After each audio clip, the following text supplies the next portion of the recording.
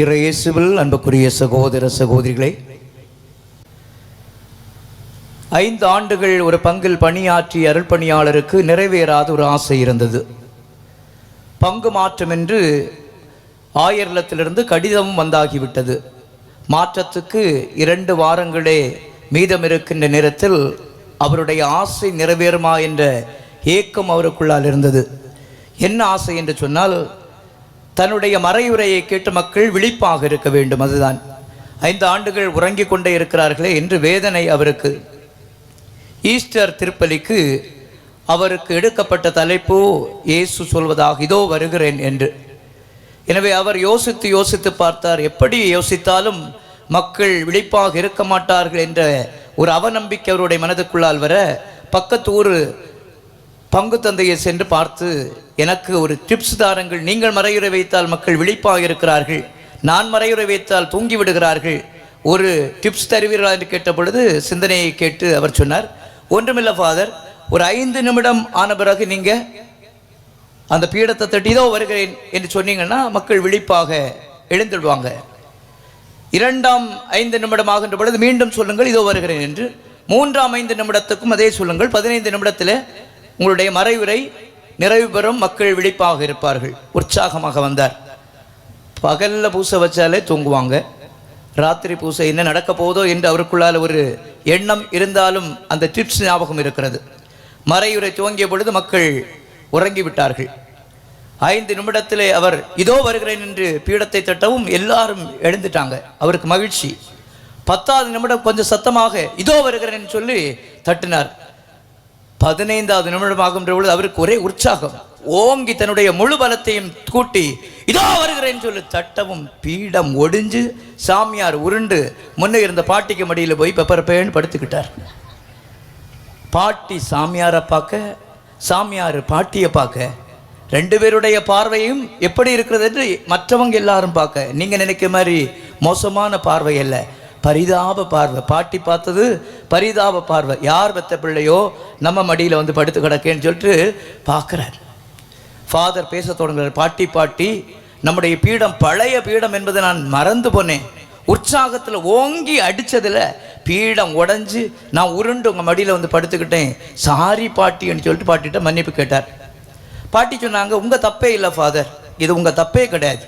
ஏன்னா ஏற்கனவே 2 முறை நீங்கள் வார்னிங் கொடுத்தீங்க, இதோ வருகிறேன் இதோ வருகிறேன். நான் தான் செத்த மாறி உட்காரல.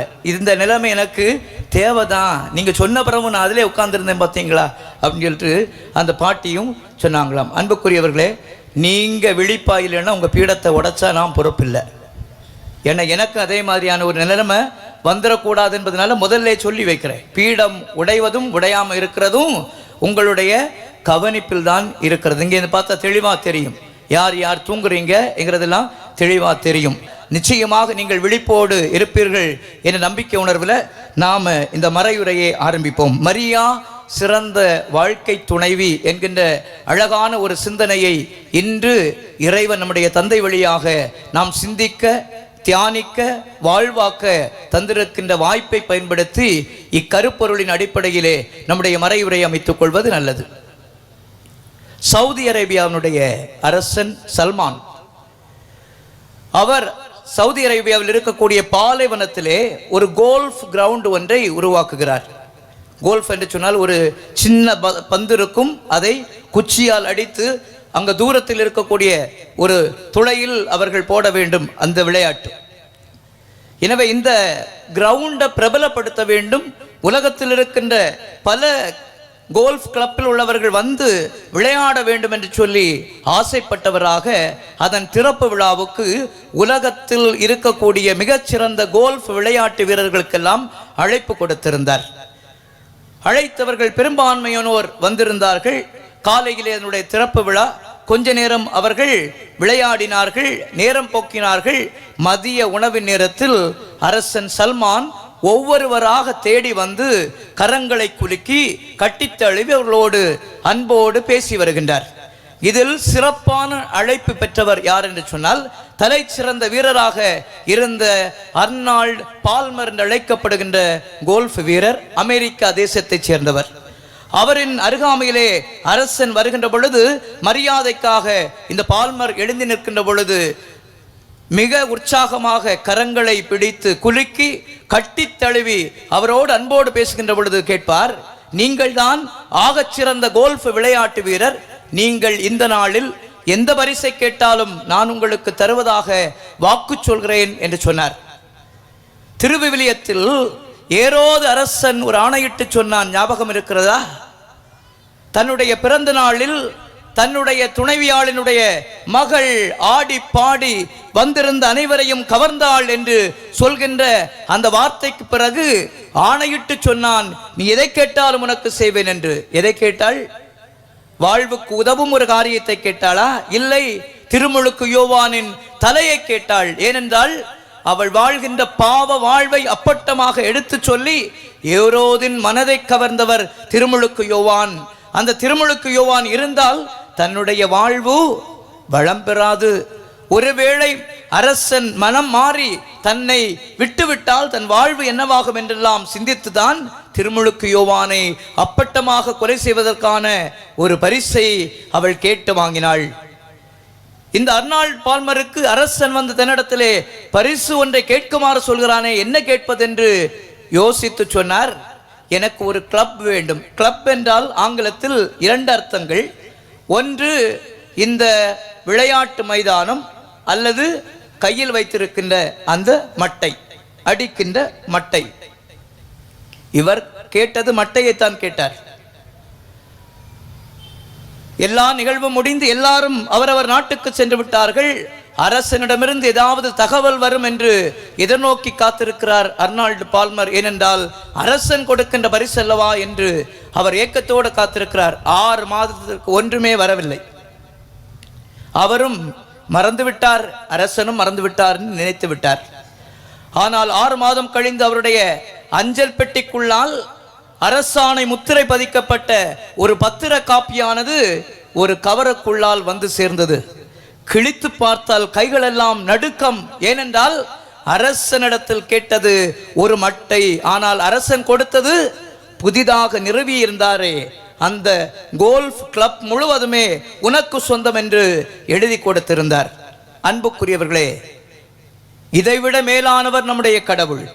நாம் கேட்கின்றவற்றை விட மேலான அருள் கொடைகளை, வரங்களை நமக்கு நிறைவாக தருகின்றவராக இருக்கின்றவர் நம் கடவுள். நாம் கேட்காமலே நமக்கு கடவுள் தந்த பொக்கிஷம்தான் வாழ்க்கை துணைவியாக இருக்கக்கூடிய அன்னை மரியாள் என்ற அழகான பொக்கிஷம். இந்த வாழ்வின் துணையாக இருக்கின்ற அன்னை துன்ப வேளையிலெல்லாம் நமக்கு உதவுகின்றவளாக இருக்கிறாள். நாம் கேட்க வேண்டிய அவசியமில்லை. 2 உதாரணங்களை நம்முடைய திருவிவிலியம் சுட்டி காட்டுகிறது. அன்னை மரியாளை குறித்து அநேக காரியங்கள் திருவிவிலியத்தில் இல்லை, ஆனாலும் இந்த 2 காரியங்களும் மிக மிக முக்கியமான தருணங்கள். இன்று வாசிக்கப்பட்ட நற்செய்தி பகுதி, கானா ஒரு திருமணத்தில் உண்டு கொழைத்து சென்றவர்கள் எல்லோரும் பணக்காரர்கள், உயர்ந்த இடத்தில் இருக்கக்கூடியவர்கள். கடைசியில் உண்ணக்கூடியவர்கள் ஏழைகள், அனாதைகள், கைவிடப்பட்டவர்கள், கைம்பெண்கள். இந்த பிள்ளைகளுக்கு தேவையான திராட்சை ரசம் இல்லை என்பதுதான் அன்னையினுடைய வருத்தம். எனவே அன்னையானவள் இயேசுவிடத்தில் வந்து முறையிட்டு இந்த ரசம் தீர்ந்து போன அந்த சூழ்நிலையில் நல்ல ரசத்தை அந்த மக்களுக்கு கொடுப்பதற்கான வாய்ப்பை பெற்றுக் கொடுக்கிறாள் தன்னுடைய மன்றாட்டினால். நம்பிக்கையின் நிறைந்த மன்றாட்டின் வழியாக இயேசுனுடைய முதல் அருமடையாளம் நிகழ்வதற்கு அன்னையானவள் துணை புரிந்தாள். இதை வைத்து இன்னொரு நிகழ்வு உண்டு.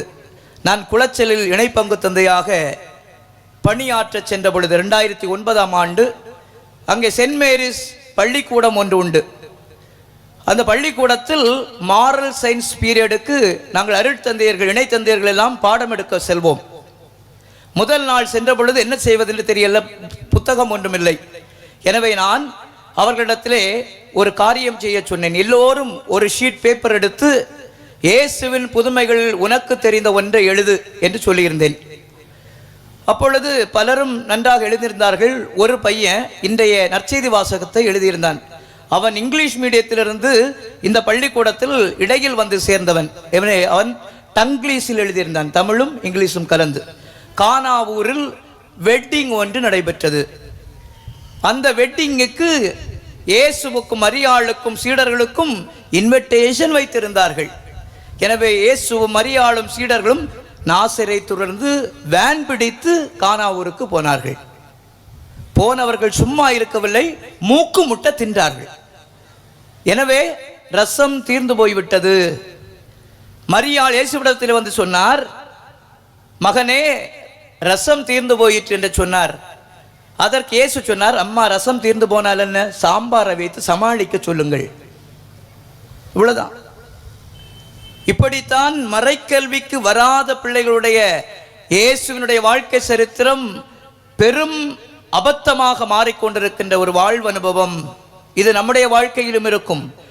இயேசுவின் மீது உள்ள உண்மையான விசுவாசமற்றவர்களாக நாம் மாறினால், அன்னையின் மீதுள்ள இந்த அன்பு நம்மிடமிருந்து அகன்று போனால், நாமும் இப்படிப்பட்ட விஷயங்களைத்தான் நம்முடைய காகிதங்களில் எழுத வேண்டிய சூழல் உருவாகும். இரண்டாவதாக அன்னை மரியாவுக்கு சொல்லப்பட்ட அந்த மங்கள வார்த்தை நிகழ்வு. அதைத் தொடர்ந்து என்ன நடக்கிறது? செக்கரியாவின் வீட்டுக்கு அன்னை விரைந்தோடி சென்று 6 மாதமாய் கருத்தாங்கி இருக்கக்கூடிய எலிசபெத்துக்கு உதவி செய்கின்ற நிகழ்வு. 3 மாதம் அந்த எலிசபெத்தின் வீட்டில் தங்கியிருந்து கேட்காத உதவியை கேளாமலே செய்கின்ற ஒரு அன்பின் தாயாக இந்த அற்புத தாய் இருக்கிறாள் என்பதற்கான சான்றை கடவுள் முதல் நிலையிலே நமக்கு தருகிறார். நம்மிடம் கேட்காத யாருக்காவது உதவி செய்திருப்போமா? அற்புத அன்னையினுடைய பாதுகாப்பில் வாழ்கின்ற அன்பு பிள்ளைகளே, உங்களிடம் கேளாமல் நீங்கள் உதவி செய்திருப்பீர்களா? கேட்பவர்களுக்கே உதவி செய்வதற்கு நாம் யோசிப்போம். அம்மா எனக்கு கிழிஞ்ச துணி ஏதாவது இருந்தால் தாங்கம்மான்னு கேட்பாங்க. பழைய துணி இருந்தால் தாங்கம்மான்னு கேட்பாங்க. கொடுப்போமா? எங்கள் வீட்டில் பழைய துணியே இல்லை. எல்லாமே நேற்றைக்கு லேட்டஸ்டாக போய் போத்தீஸில் போய் வண்டி பிடிச்சு போய் கொண்டு வந்து பீரோ 2 பீரோ நிறைய நைட்டி இருக்கும். சாகும்போது வச்சு பூத்தவா? அதில் ஒன்று எடுத்து கொடுக்கக்கூடாதா? அன்னை மரியாள் கேளாமலே உதவி செய்கின்ற ஒரு முன்மாதிரியை நமக்கு தந்திருக்கிறார். ஆனால் துணை வேண்டி உதவி வேண்டி தர்மம் கேட்டு வருகின்ற மனிதர்களுக்கு நாம் கொடுக்க முடியாத அளவுக்கு மாறி போய்விட்டோமா?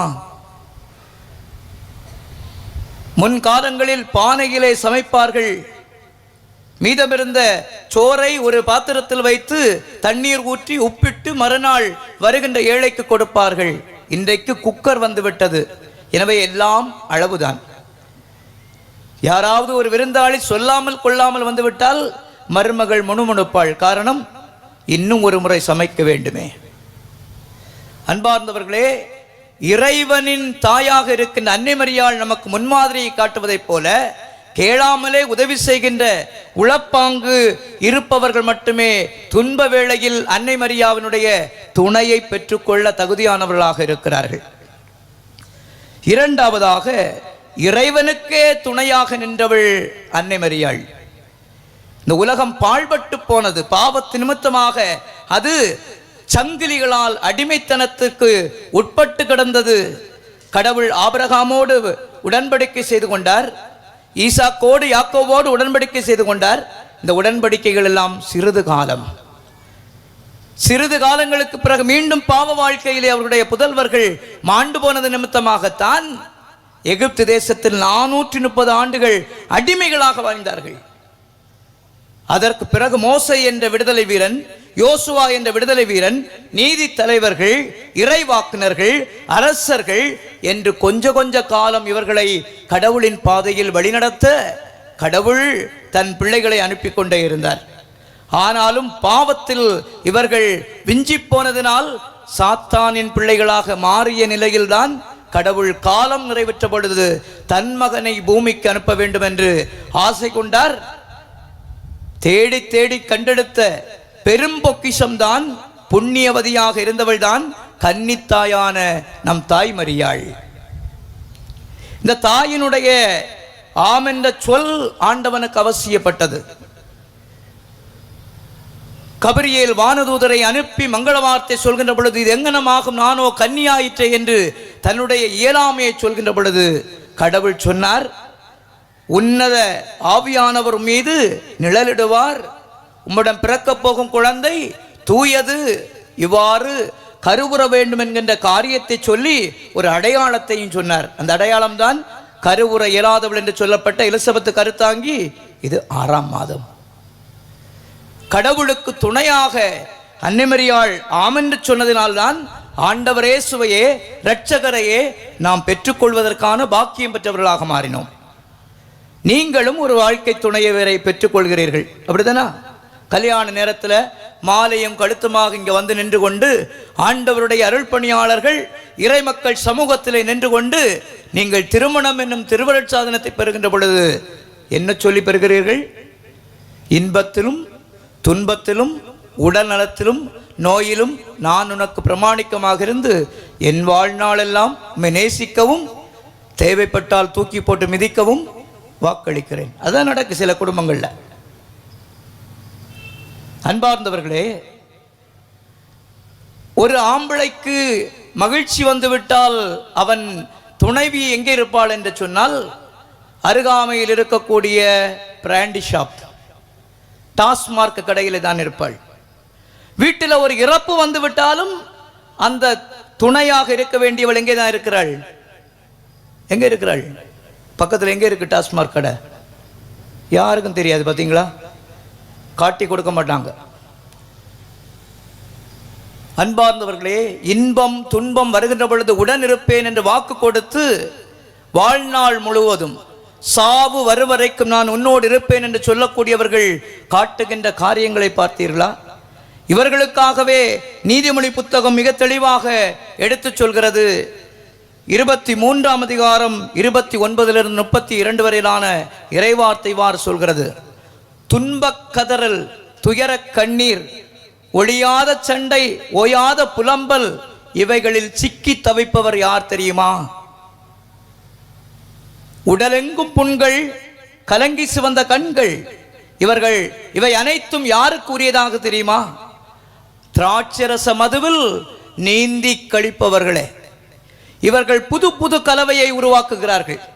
பெப்சியில கொஞ்சம், கொக்கோ கோலாவில் கொஞ்சம், அப்புறம் என்னெல்லாம் இருக்கு, ஸ்ப்ரைட் கொஞ்சம், என்னெல்லாம் உண்டோ எல்லா கலவைகளையும் கலந்து அவர்கள் நாவில் சுவைக்கின்ற பொழுது இனிமையாக இருக்கிறது.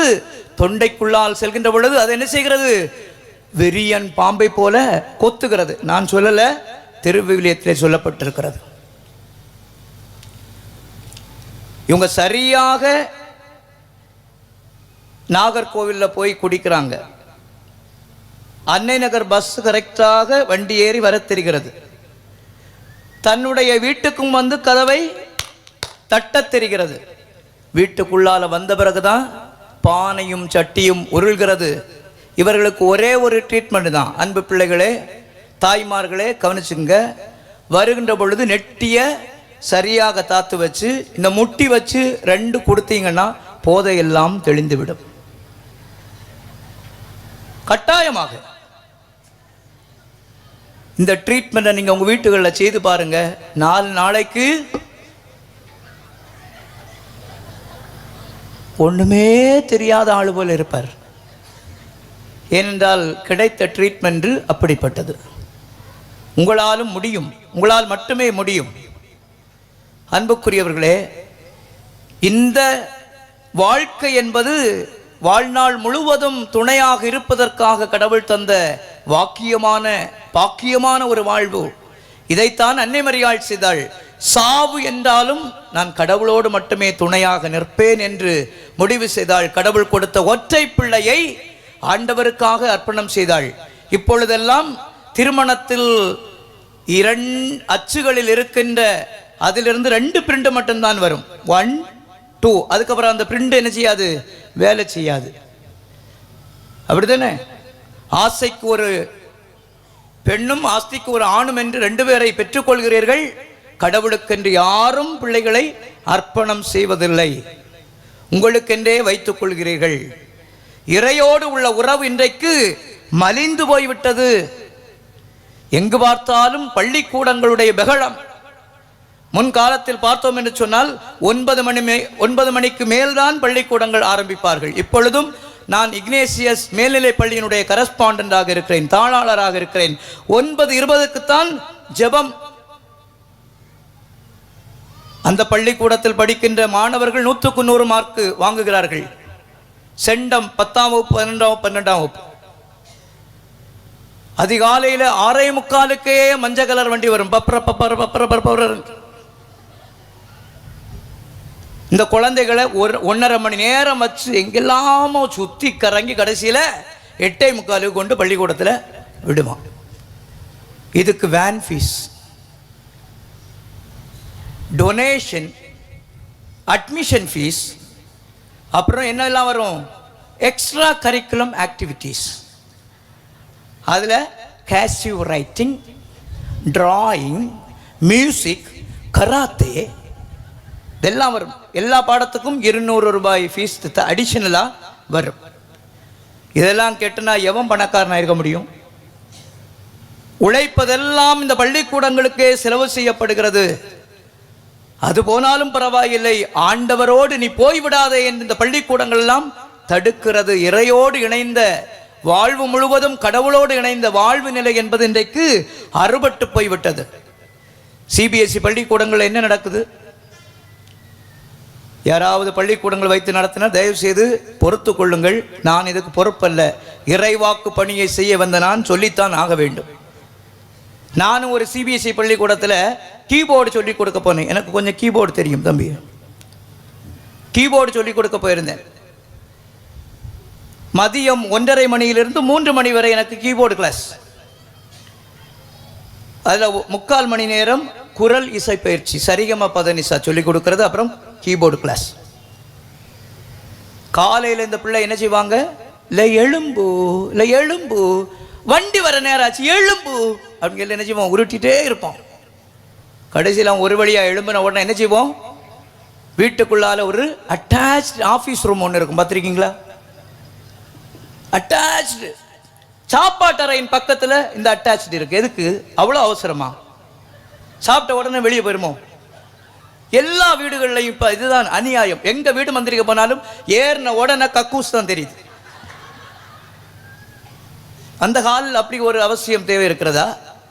முன்காலத்தில் காம்பவுண்டு சோரோடு ஒட்டி இருக்கும் இந்த காரியங்கள் எல்லாம் இன்றைக்கு எல்லாம் அட்டாச். ஏன்னா நமக்கு கழுத்தில் போட்டுக்கூடிய நகைக்கு உத்தரவாதம் இல்லைன்னு சொல்லி ஒரு பொய்யை சொல்லி, ஏன்னா நம்ம வீடை விட்டு ஒரு நேரம் வெளியே போறதில்ல. பார்த்தீங்களா, இந்த வீட்டில் இருந்து இறங்கி அந்த டாய்லெட் வர போறதுக்குள்ள நேரத்தில் நமக்கு எல்லாம் போயிடும். அங்கே போய் அவன் என்ன செய்யறான், எழுப்பி விட்டாச்சு. அங்கே போய் என்ன செய்வான், முன்காலத்தில் இந்தியன் டாய்லெட் குத்த வச்சு உட்காந்தா கொஞ்சம் ப்ரெஷரில் வரும். இப்போ அது என்ன டாய்லெட், வெஸ்டர்ன் டாய்லெட். அவன் என்ன செய்யறான், இந்த கையை எடுத்து இங்கே வைக்கிறான், இந்த முட்டி எடுத்து தொடையில் வச்சுட்டு அங்கேயும் தூங்குறான். இந்த அம்மா 2-3 தோசை சுட்டுட்டு உள்ள வருவாங்க. மோன வந்துச்சா? திருப்பியும் போய் சாம்பாருக்குள்ள தேவையான காய்கறிகள் எல்லாம் வெட்டி அதை குக்கரில் வச்சுட்டு திருப்பி வருவாங்க. மோன வந்துச்சா? சனியை வரலையா அப்படின்னு மனசுக்குள்ளே நினச்சிக்கிட்டு குழந்தை எழுப்பி குளிப்பாட்டி சோப்பு கீப்பெல்லாம் போட்டு எடுத்து ரெடி பண்ணி வெளியே கொண்டு வந்து ஷூ, சாக்ஸ், டை பெல்ட்டு, ஒரு கையில் ஸ்நாக்ஸ் பேக், இன்னொரு கையில் லஞ்ச் பேக், முதுகில் ஸ்கூல் பேக். இதெல்லாம் யார் எடுத்துகிட்டு போவா? அம்மா. அம்மா எடுத்து பஸ் ஸ்டாண்டு வரை வருவாங்க. காலையில் இந்த வேன் போயிடக்கூடாதுன்னு சொல்லிட்டு கூட சில பெற்றோர்கள் ஒரு தட்டில் வச்சு வீட்டில் செஞ்ச தோசையும் சாம்பாரையும் கொண்டு வந்து ரோட்டில் வச்சு ஊட்டி விடுவாங்க. ஏன்னா வேன் போயிடக்கூடாது. அவன் 2 ஸ்டாப் மேலே பப்பப்பான்னு அடித்த உடனே முந்தான சேலையை எடுத்து ஒரு முந்தான போட்டிருந்தா பரவாயில்லையே, சிலர் நைட்டியை தூக்கி கூட துடைக்கிறது. இந்த மாதிரியெல்லாம் அபத்தம் செய்யாதீங்க தயவு செய்து. அதுக்காக தான் சொல்கிறது. வண்டியில் ஏற்றி விடுறது. இங்கே இந்த வண்டியில் குழந்தைக்கு கணக்கக்கூடாதுன்னு சொல்லிட்டு அம்மா அவன் என்ன செய்வாங்க, school bag, lunch bag, snacks bag எல்லாம் கொடுப்பாங்க. இந்த ஆயா ஒரு 30 பிள்ளைகள் வண்டியில் ஏறுமா? ஸ்கூலு கிளாஸ் ரூமுக்குள்ளே வண்டி போகும், அங்கே நிற்கும் கேட்டில். இறக்கி விட்ட உடனே அந்த குழந்தை கையில் வலது கையிலேயோ இடது கையிலையோ ஸ்நாக்ஸ் பேக்ஸ், லஞ்ச் பேக்ஸ் எல்லாம் கொடுத்துட்டு தோளில் தூக்கி போட்டு கொடுப்பாங்க. என்ன பேக்கு? School bag. குழந்தை எப்படி போகும் பார்த்துருக்கீங்களா? நான் சிபிஎஸ்இ ஸ்கூலில் போனதுனால எனக்கு தெரியும். இந்த கங்காரு நடக்கும் தெரியுமா?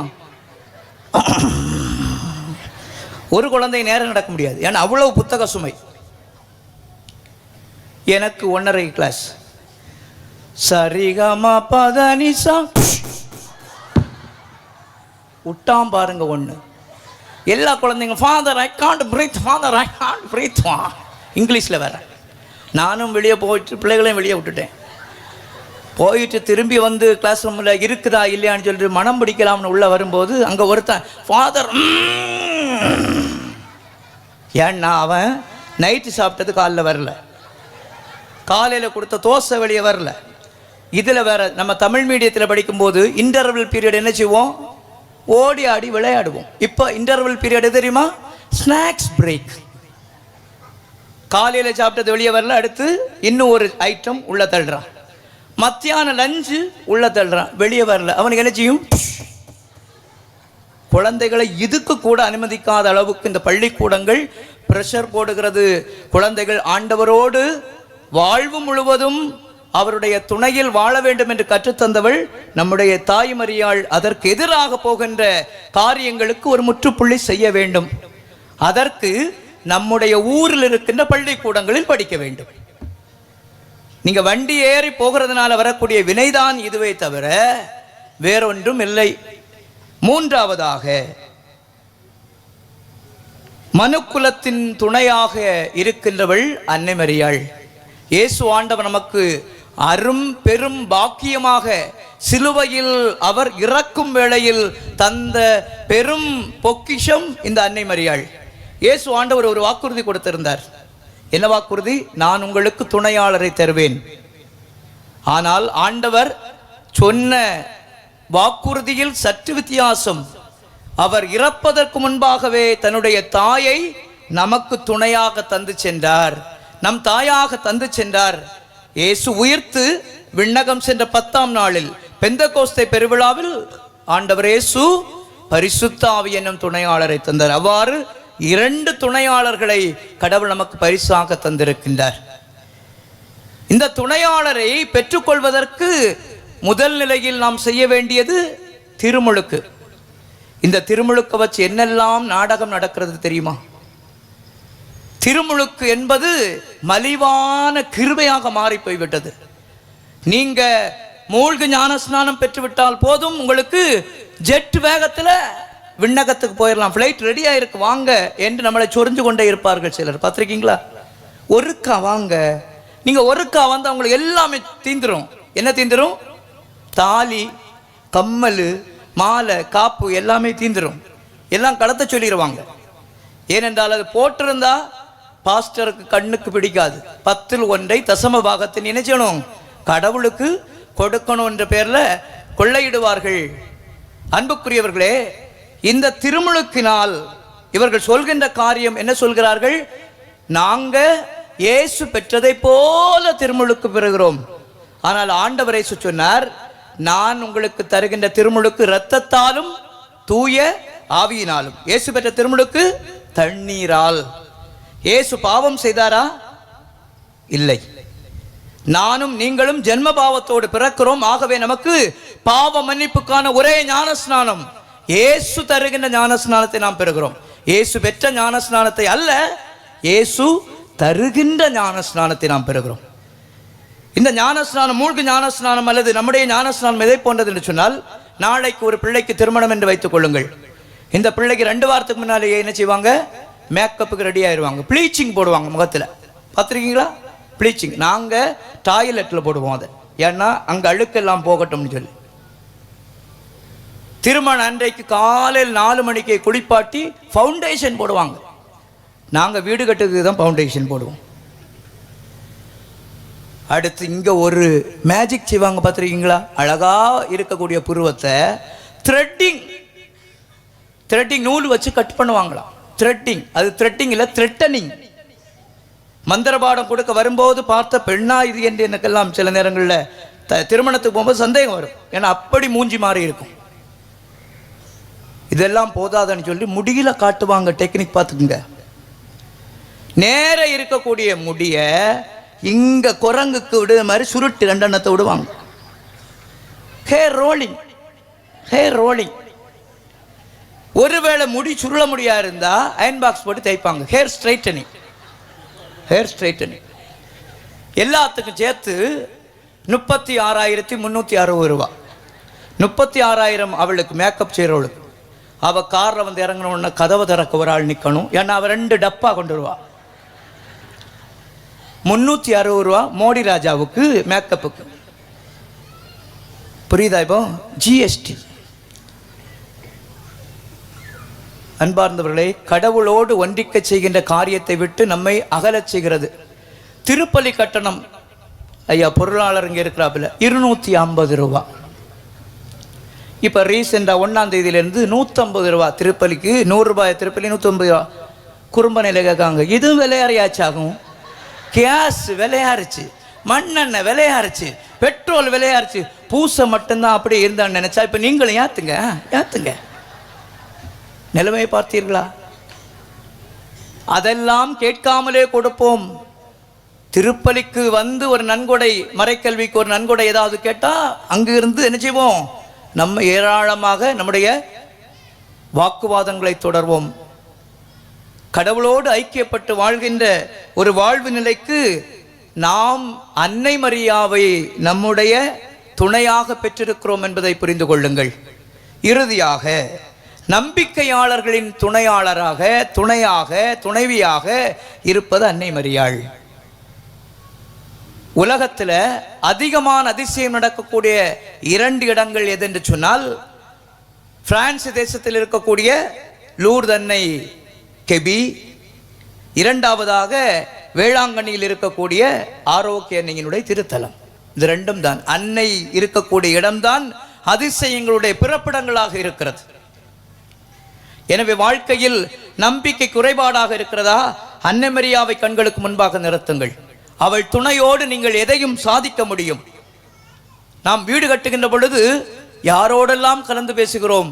அன்னையிடம் வந்து கேட்டிருக்கிறீர்களா? அம்மா ஒரு வீடு கட்ட வேண்டும், எனக்கு நீங்க தான் வழிகாட்ட வேண்டும் என்று சொல்லி இருப்போமா? வீட்டில் ஒரு திருமண ஏற்பாடுன்னு சொன்னால் மாதாவிடத்தில் வந்து பேசி இருப்போமா? நாம் சொல்வோம், நாங்கள் எல்லாம் நம்பிக்கையாளர்கள். நம்பிக்கை என்பது என்ன? எபிரேயருக்கு எழுதப்பட்ட திருமுகம் 11ஆம் அதிகாரம் 1வது வார்த்தை சொல்கிறது, நாம் எதிர்நோக்கி இருப்பவை கிடைக்கும் என்னும் உறுதி, கண்ணுக்கு புலப்படாதவை பற்றிய ஐயமற்ற நிலை. மன்றாட்டு வாசிப்பாங்க, பொது மன்றாட்டு. திருத்தந்தைக்காக, ஆயர்களுக்காக, பாவப்பட்ட சாமியார்களுக்காக ஜெபிக்க சொன்னா எவன் பத்த பிள்ளை இவ்வளோ யாரும் ஜெபிச்சுட்டு போட்டு நம்ம நிற்போம். 5 மன்றாட்டு முடிந்த உடனே தந்தை சொல்வார்கள், அனைவரும் கண்களை மூடி கரங்களை குவித்து சிரம் தாழ்த்தி நம்முடைய தனித்தேவைகளுக்காக ஜெயிப்போம்னு சொன்னோம்னா கையை கும்பிட்டுருவோம், கண்ணை மூடுருவோம், சிரத்தை. எங்கிருந்து இந்த பக்தி வருமானு தெரியல. அதே மாதிரி அந்த வீட்டில் கொஞ்ச நேரம் ஜெபிப்போம்னு சொன்னோன்னா அவங்க சுச்சு தொடங்கிட்டாங்க. நான் என்ன பண்ணேன்? மண்டையிலேருந்து ரத்தம் வருதா? ஏன்னா எனக்கெல்லாம் முட்டிச்சு. 2-3 வீடு தாண்டி போனால் ஒரு பெரிய பலாமரம், நிறைய சக்கை காய்ச்சி கிடந்தது. அந்த அம்மாட்ட கேட்டேன், அம்மா கண்ணை திறந்து பாருங்க, சக்கையை தவிர வேற ஏதாவது காய்ச்சிருக்கா? சக்கை மட்டும்தான். ஒன்று வெட்டிதாரன் கொண்டு போறீங்களான்னு கேட்டாப்புல. நான் ரேஷன் கடைக்கு போகும்போது சாக்கு கொண்டு வருவேன் இல்லையா, அது மாதிரி வீடு சந்திக்க வரும்போது சாக்கு கொண்டு வரும்போது எவ சக்கை தருவா மாங்காய் தருவான்னு வாங்குறதுக்கு. அந்த அம்மாட்ட சொன்னேன், அம்மா என்ன கண்களுக்கு தெளிவாக தெரிகிறது, சக்கை காய்க்கிற மரத்தில் சக்கையும் காய்ச்சி கிடக்கு, ஒரு தொடப்பகட்டும் காய்ச்சி கிடக்கு பாருங்க. கம்போறு பற்றக்கூடாது. அந்த அம்மாவுக்கு கோபம் எம்எல்ஏ, ஃபாதர் உங்கள் கண் அவிஞ்சா போச்சு ஃபாதர். என்னாச்சுன்னா பக்கத்து வீட்டில் செவ்வழனி மரத்தில் ஒரு காதறந்த செருப்பு, பழைய ஷூ, கரைச்சட்டி வாங்கி சூரியன் படம் வரைஞ்சு தொங்க போட்டிருக்கு. இதெல்லாம் நம்பிக்கையினுடைய அடையாளமா? நம்ம வீடுகளிலும் ஒரு சில காரியங்கள் தொங்கும். இன்றைய ராத்திரி 10 மணிக்கு சரியாக கரண்ட் போகும், 10:15 வரைக்கும் பவர் கட்டு. இந்த மாதிரியான சீனகாரை கட்டி, மிளகல், எலுமிச்சப்பழம் எல்லாம் கட்டி போட்டிருக்கிறதெல்லாம் தயவு செய்து தூக்கி எரிஞ்சிருங்க. ஏனென்றால் இயேசுவின் மீது நம்முடைய நம்பிக்கையை மையமாக இருக்கட்டும். அன்னை மரியாள் சொல்கிறார், அவர் சொல்வதையெல்லாம் செய்யுங்கள். ஆமீன்.